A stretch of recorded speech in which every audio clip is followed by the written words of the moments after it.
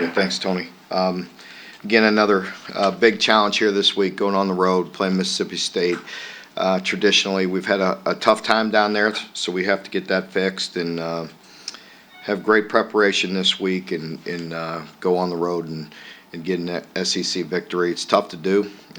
It's a very physical football team. Veteran offensive line, very physical on both sides of the line of scrimmage. It always starts there, and very good team, and it'll be another big challenge.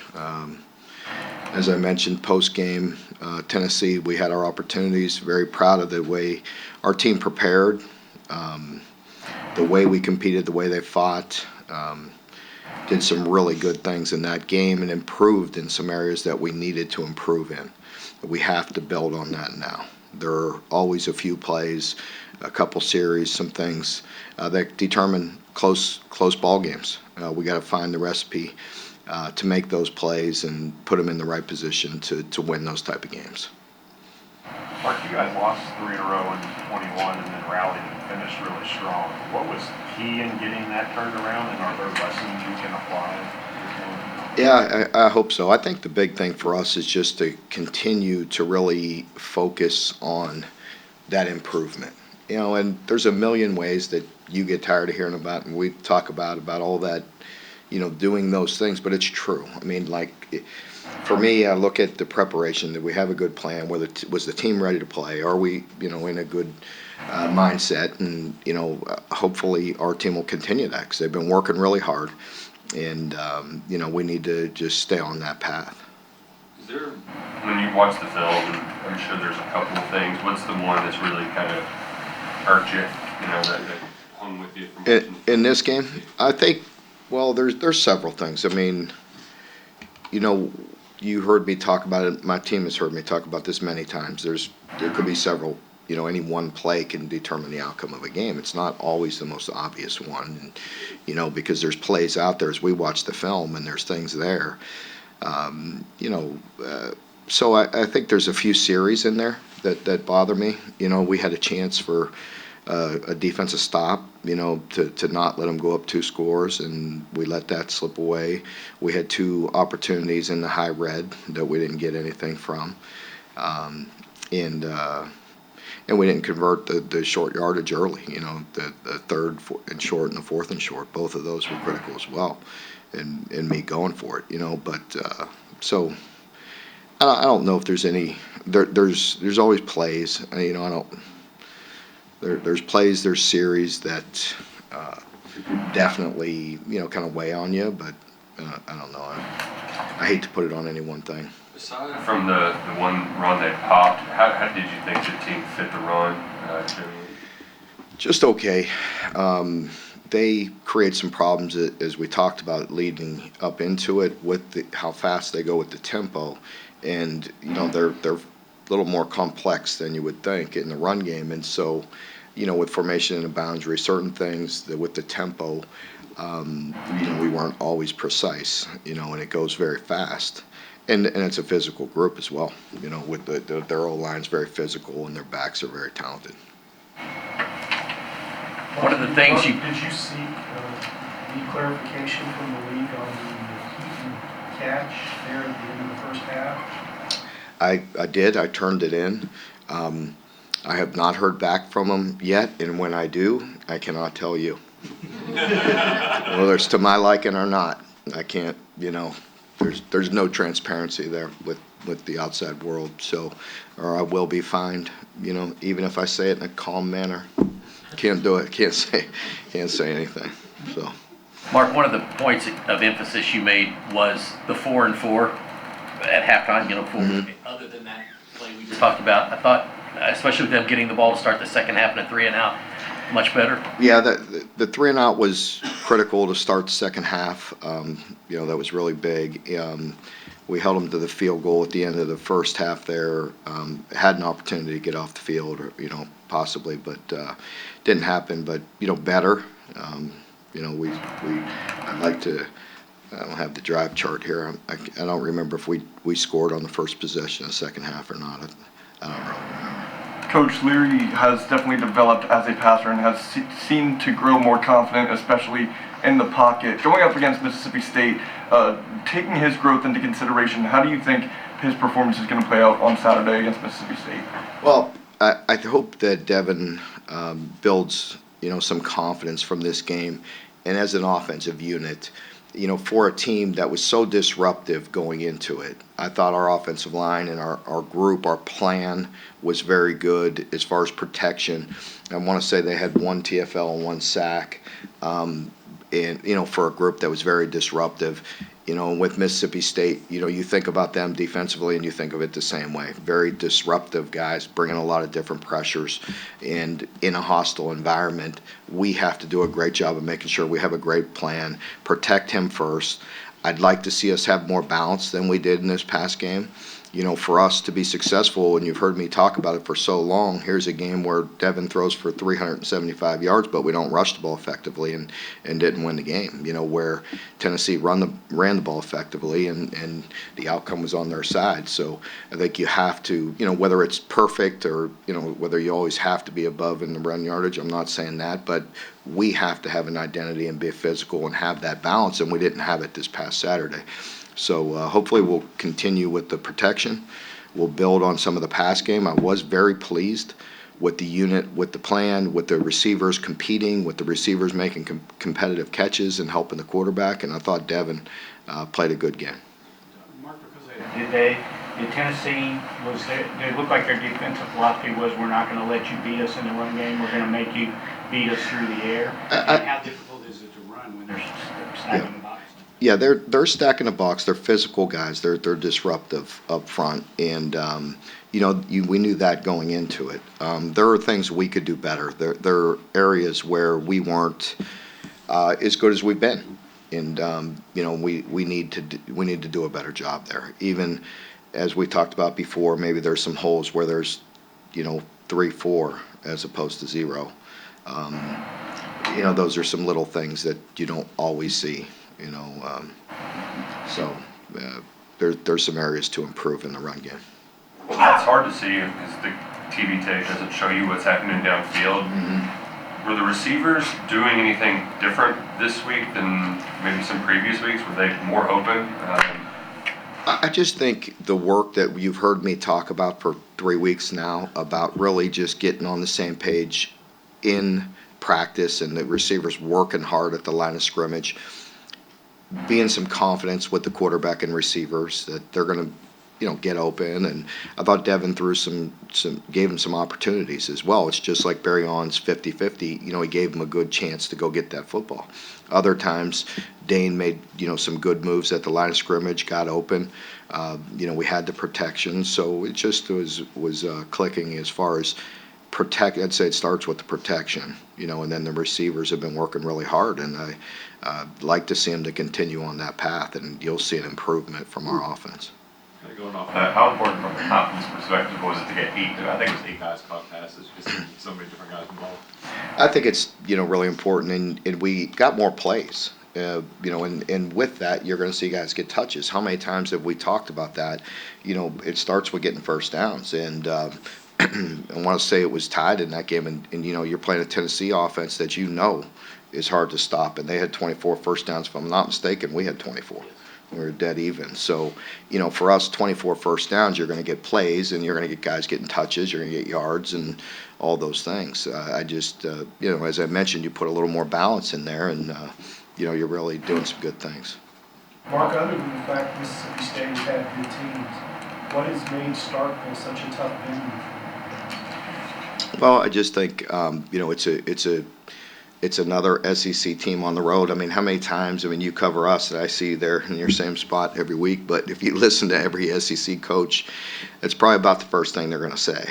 Going on the road and winning in these venues is not easy. So, we had a great atmosphere here this past Saturday. I wish I could have delivered the victory for such a great crowd, but it was a great atmosphere, and it was a tough place to play, and that's what we need. And Starkville's the same. They have a passionate fan base. They have a team that's always long, physical, play very hard, and it's a hostile environment. So, so we'll have our hands full, but that's what you have to prepare for. Mike Wright, you saw him last year, and then maybe year prior to. So is he any different than the quarterback you saw a year ago here, Coach Bill? No, I think he's, a guy that is in obviously a different system, but, with a guy like Mike, he's the type of guy that obviously can hurt you at any given time with his legs, whether it's on schedule with design quarterback run or reads, and then just pulling it down and scrambling, can create plays as well. It's a guy you have to keep in the pocket. He's a guy much like last year and this year. You see signs, of down the field passing in his passing. He definitely can throw the ball, and they're building on that. And they always have some playmakers at wide receiver as well. So he's growing. I think you're seeing their offense grow with him under center. I'm not sure if it's for sure 100% going to be Mike or if it'll be Will. Very different players. Obviously, we have to be ready for all of it. Mark, you were talking about going on the road and how tough it is. Mm-hmm. I've been just about every one of them. But is it what makes Mississippi so unique? Is cowbell things that at all? You're not going to get me this time. It's just, it's just a tough environment. It's just a tough environment. Give them credit. We've always had good games with them. They're always tough physical games, and it's just one of those games, a team that we play every year that we know each other pretty well and know the personnel, and I have a lot of respect for them. They're a tough group. To go back to Ryan, you talked about those off-schedule throws. It felt like that's where most of Milton's success was just the kind of play breaks down and then turns nothing into something. So is there anything in particular you can do to combat that, other than don't let the I play thought we break were better in that outside of the one. We on the one that Milton hurt us when he got outside there and threw it, and we dove for it. Number one, we were plastering to him. We have to get him down. We can't go for a PBU and let it turn into a whatever it was 45-yard gain instead of a 10-yard gain or 12-yard gain. I think that's number one. You can never go for the ball unless you're going to get the tackle, especially in the middle of the field. If that's one I remember right at the top of my head. There probably were others, but I thought we did a decent job of keeping the quarterback like him, in the pocket. They did a nice job. We brought pressure on 1/3 down and got him, and sacked him, and then the next time they hit the back with a nice play and leaked them out on us, and they're anticipating some pressure. So they is there any one thing? I think you got to plaster. You got to keep them in the pocket. We got to be very aware of staying with our men at all times, because those type of guys get by all kind of time. It looked like there were a number of Milton's dropbacks. He wanted to go deep, but the back end of the secondary covered pretty well on a lot of those outside of a couple explosive. Better, yeah. Of the front seven needed To get to the quarterback, how much of an emphasis is that for Brad and that, Well, it's always an emphasis. I think anytime, you want to try to disrupt the quarterback. I think if you're talking this week or last week, I mean, a guy like them, they keep you so off balance with their run game. That you have to be so dialed in and precise and tight. And then obviously when it converts to pass, you got to go. They have different variations as well, like everybody. It's a quick game, or there's some drop back shots. And for the most part, I thought we did a decent job in the pass game. We let them get the one, a big one. We let the scramble hurt us. Certain plays. This week, again, two different quarterbacks, very different. With Will, he's a guy that has seen everything. He's seen pressure. He's seen it all. He's seen a million different coverages. And with Mike, it's very different and different challenge, because there's so much eye candy going on and so much in their run game that you have to be very precise in your run fits, and then you have to commit a lot with a quarterback that can run the ball, and then he can also hurt you down the field. So, different obstacles there as far as quarterbacks. Coach, this is your guys' first time since Zach took over as an official head coach there. How different is it preparing, with him? I know he's been there a while, but the offense is different. What's that like preparing? Yeah, I just think, just like you said, I mean, preparing, we know what to expect going down there. Defensively, much the same, very disruptive, very physical. Offensively, it always starts with the offensive line, and their offensive line is really an experienced group. I think they have 5 seniors, if I'm not mistaken, and they have a backup or 2 that play that are big and strong with a lot of reps. They have a lot of reps under their belt at offensive line, so that's a good place for them to start. It is very different. I think you know that. I mean, anytime you take a guy like Mike Leach out of the equation, it's going to be different. You know, offensively, it's just a different philosophy, different style, but equally as challenging, just in a different way. Chance to watch Will Levis play by chance yesterday? You know, Liam and I were in there in the offensive staff room watching, and we have a TV behind us. So when he was playing and doing well, we turned it on, and whenever they were on offense, we were watching that game. When they were on defense, we were going back this way. So we were just very proud of him. Yeah, just what a great performance. It was a lot of fun, and you know, everybody in the office was rooting for him. Can that do something for the program, just have him not only in the NFL but succeed as you go? Yeah, I don't think it, you know, I can't see how it can hurt. You know, it's a guy like that. And he looked so good back there, he looked comfortable, you know, and just like we thought. And I think he's in a great place, and he's going to do very well. We're very proud of him. Did you talk to him yet, Coach? No, we had just text, and he hit me back with the text. So I know how that goes. Right?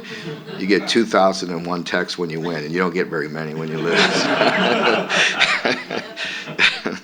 the morale of the Yeah. team right now? We'll be fine. We'll be fine. You know, it is what it is. I mean, it's tough. I mean, they're going to be, you know, they're hurting and beat up and bruised, you know, physically and emotionally, but you get right back at it and get back to work. And I think, you know, I hope that they take pride in that preparation, and I think take pride in a lot of ways that it carries over. And, you know, where we fell short, let's get to work on that. Mark, it's forced some young guys to play in that secondary due to some injuries, due to some true pressure, true time, right? How do you feel like those young guys are doing when they're having to step in? Well, Ty stepped in and played fantastic against a team like that with how fast they go, and the way he played. He was our defensive player of the week, you know, and he had a lot of good plays. He had a bunch of production for us, and how we keep tallies on production points. You know, he had a lot of production. Did a very good job, so very pleased with him. Mark, defensively, obviously you picked three really good offenses the last 3 weeks. Is it more just the offense is really good, or do you feel like your defense can play better? There's always a little of both. You know the challenges that you go up against each week. We could definitely play better, and I expect this group will. So, you know, we just got to analyze and look at all areas, and, you know, again, why are we falling short? Is it personnel? Is it coaching? Is it, you know, position? And, you know, look at every aspect and try to improve on it. This group has always played with a lot of pride, and I expect them to want to bounce back. Mark, are you concerned about Kenneth or Jordan being like long-term situations? We'll see.